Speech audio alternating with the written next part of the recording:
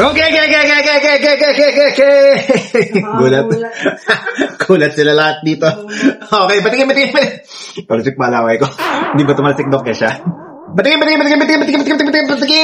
Creme brulee cake ni Precious Kitchen. Hindi na ito mahirap buksan dahil binuksan na to at tinikman na ni Inay Ara. Madam Beshi. Kaya bawas na siya. Pero hindi ko pa natitikman. So nevertheless, it's the first time natitikman ko. So let's see kung magugustuhan ko siya. Again, creme brulee cake. Si Inay Ara natikman na niya.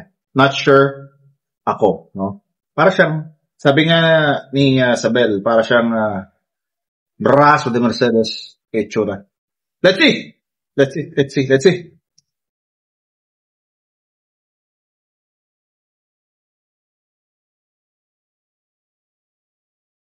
Pero supposedly matigas to, guys. I think. Kasi ano to yung pinlame thrower, yung ibabaw.